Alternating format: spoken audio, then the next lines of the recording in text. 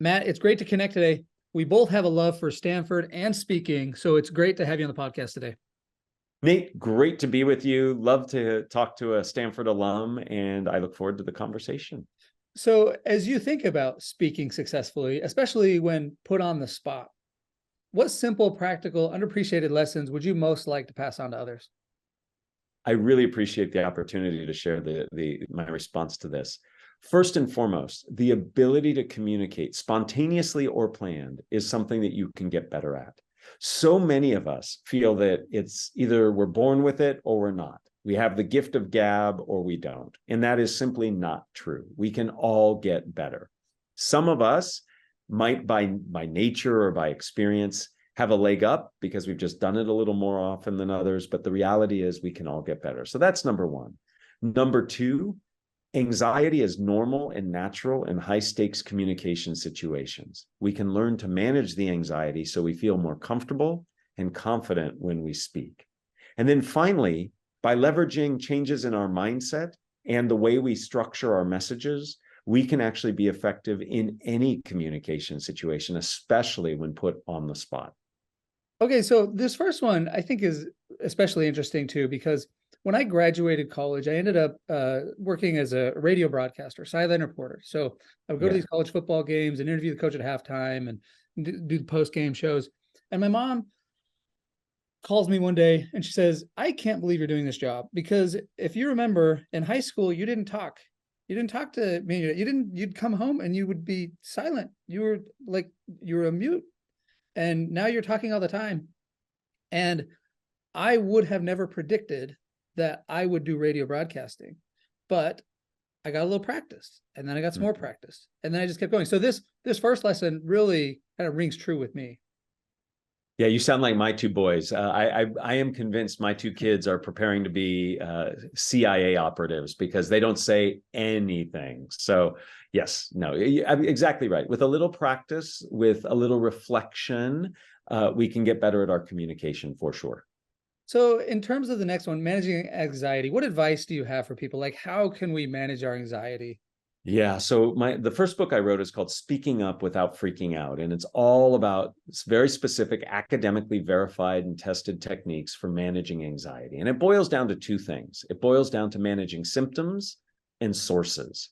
So symptoms are the things that we physiologically experience. So Nate, when you get nervous speaking in front of others, what happens for you? I blush and I begin to perspire. What happens for you? Yeah, heart rate increases.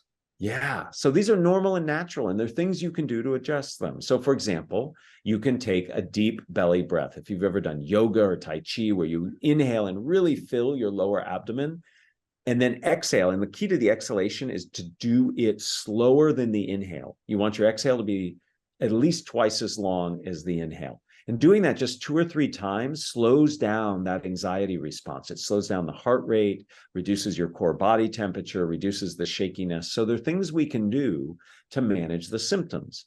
Sources are the things that initiate or exacerbate our anxiety. So for example, many of us are made nervous because of the goal we're trying to achieve.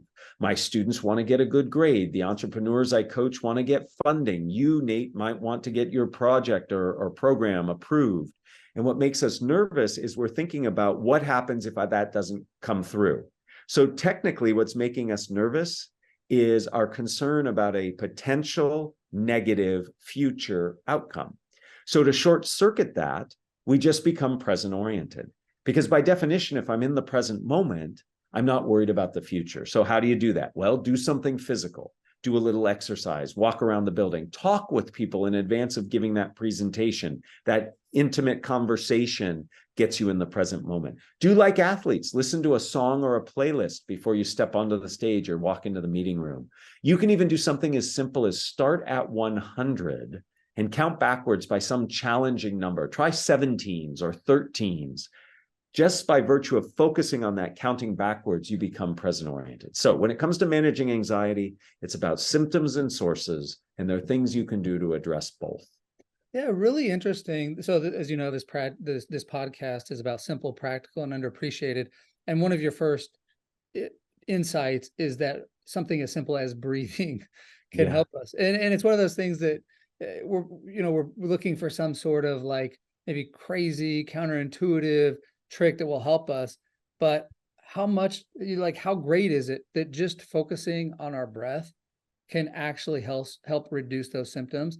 And then the sources, I think that's interesting. It reminds me of that Mark Twain quote where he said something about, how some of the worst things in my life never even happened. And Yeah. we stress so much about these things that, probably aren't ever actually going to come into play.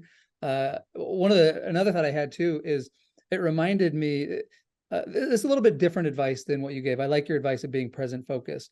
Although maybe this would work into what you talk about. So a sports psychologist I know, he was at the World Series. He was working with the Tampa Bay Rays, and he's talking to an outfielder pregame, and the outfielder is just kind of a mess. Starts getting in his head and playing this game. Like, what if I, make a crucial error that costs us the World Series? What if I strike out? And my friend says, look, that's fine. You got all these thoughts. But if you're going to play the what if game, you got to make sure you play it the right way and start thinking about all the positive what ifs. Like, what if you make the game saving catch? What if you hit the home run? So I don't know if that's helping him become more present focused, but it certainly is distracting him from the negative events. So I really like that advice because there is research that says we are engaged in a lot of negative self-talk. And that negative self-talk actually invites negative performance. So if right before I speak, spontaneous or planned, I say to myself, oh man, I'm not good at this, or I should have prepared more. Why am I doing this and Nate isn't doing this? And if I'm saying all these negative things to myself, that puts me in a negative frame that increases the likelihood I'm going to do things poorly. If instead I replace those negative thoughts with something positive, a positive affirmation, positive mantra, it can change everything for the good. Now, obviously, we don't want to go overboard. We don't want to say, I'm the best speaker ever, because that can put a lot of stress on ourselves. But and I say this to myself, I still get nervous in some situations. Before I speak, I simply say, I have value to bring. I have value to bring. Most of the time I am speaking, I'm invited to speak. Either I'm the teacher in the classroom or somebody has invited me on a podcast. So somebody somewhere thinks I have something of value to say. And if I remind myself of that, that helps me to feel better about myself, reduces the anxiety, and shuts down that negative doom loop that can happen when you say negative things to yourself. What a great insight and topic as well, because as you probably report in the book or in other places, you certainly heard that, people would rather, basically be at their own funeral than Yes. speak in public, right? And Yes. there are things we can do that will make it much easier for us. Okay, so you also mentioned changing our mindset. How do we go about leveraging changes in mindset?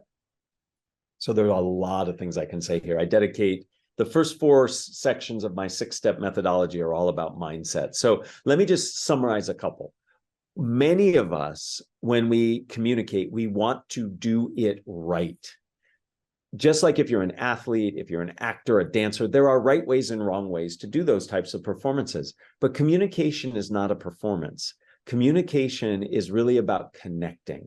So it's about seeing the circumstance, not about perfection, but about connection. When we put pressure to do it right, which, by the way, in my many decades of doing this, I have come to the conclusion there is no right way to communicate. There are better ways and worse ways, but by focusing on doing it right, we actually prevent ourselves from doing it well. And it comes down to cognitive load and cognitive bandwidth. If I am constantly judging and evaluating what I'm saying, striving to get it right, that means I have less cognitive energy, bandwidth to focus on what I'm doing. So that's one mindset, is just to say, just get it done. You don't have to do it perfectly. And then the second is many of us see speaking, especially spontaneous speaking, like when people ask you questions or ask you for feedback or you're in a small talk situation, we see those as threatening and challenging, where we have to defend ourselves or our position, make ourselves look good. And that puts a lot of pressure on ourselves. Instead, if we see these circumstances as opportunities to learn, to express curiosity, to collaborate. If I go into these situations seeing it as one of opportunity rather than one of challenge, it totally changes my demeanor. So those are just two of many mindset shifts that can help in communication. So I've never heard this phrase before, where speaking is about connection, not perfection. Yeah. What a great mindset shift. Every time I'm teaching as a professor, Yeah. it's like you want to say things just right and you want to set up the Yeah. topic just right. But I'm going to use this. I'm going to start thinking like, look, there's no right way to do this. Yeah.